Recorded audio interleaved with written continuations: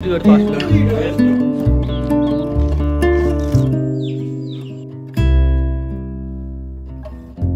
Friends, మేము ఈరోజు అయితే బ్రెడ్ హల్వా చేసుకుందామని చెప్పేసి దానికి కావాల్సిన సామాన్లు చూడడానికి అయితే వెళ్తున్నాము. ముందుగా పెట్రోల్ అయితే కొట్టించుకున్నాము. మనకి బ్రెడ్ కావాలి కాబట్టి బ్రెడ్ అనేది బేకరీలో చాలా ఫ్రెష్గా ఉంటుందని చెప్పేసి బేకరీలో తెచ్చుకుందామని చెప్పేసి ఎడ్లపాడైతే వచ్చాము. సో ఎండ మాత్రం మామూలుగా లేదు, ఎండ అయితే. సో బేకరీకి వచ్చేసి మేమైతే బ్రెడ్ అయితే తీసుకున్నాము. మాకైతే 40 రూపాయలు అయితే పడింది. ఆ తర్వాత సంఘంలోకి వెళ్ళి 2 గీ ప్యాకెట్లను, 2 నెయ్యి ప్యాకెట్లు, 2 పాల ప్యాకెట్లు అయితే తీసుకున్నాము.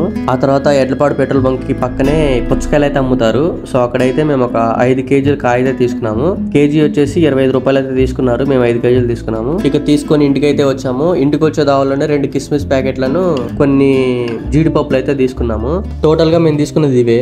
అండ్ తీసుకొని ఒక డేషా తీసుకొని డేషాలో ఈ బ్రెడ్ అనేది చుట్టూరు ఉన్న బ్రౌన్ కలర్ తీసేసి మధ్యలో ఉన్న వైట్ కలర్ వేసాము.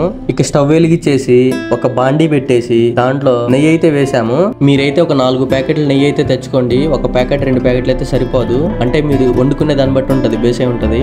అండ్ నెయ్యి వేసిన 2 మినిట్స్ తర్వాత మీరు ఏం చేస్తారంటే ఆ బ్రెడ్ అనేది దానిలో వేసేసేయండి. పూర్తిగా వేసేసి బాగా కలపండి.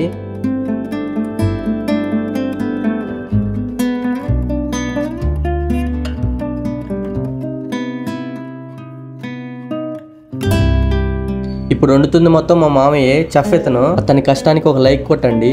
అలా కాసేపు తిప్పిన తర్వాత గ్యాస్ మీద నుంచి తీసుకొచ్చి కింద అయితే పెట్టండి ఆ బ్రెడ్ ని.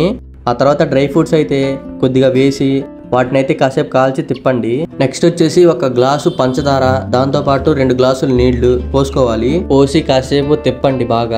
బాగా తిప్పాక బ్రెడ్ మొత్తం దానిలో వేసుకోవాలి. వేసుకొని ఒక 4 or 5 మినిట్స్ బాగా కలపండి.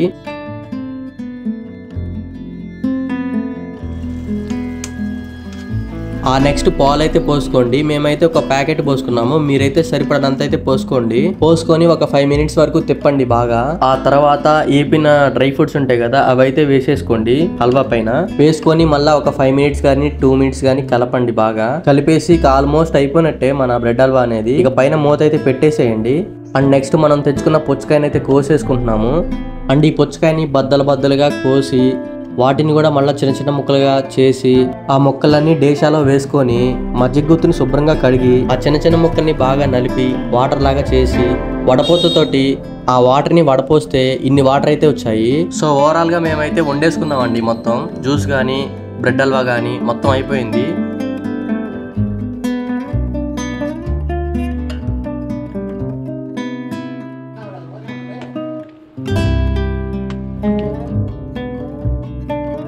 సో ఓవరాల్గా మేము ఫస్ట్ టైం చేసుకున్నాము. సో టేస్ట్ అయితే పర్లేదు, మాకైతే బాగా నచ్చింది. వీడియో నచ్చితే కంపల్సరీగా సబ్స్క్రైబ్ అయితే చేసుకోండి.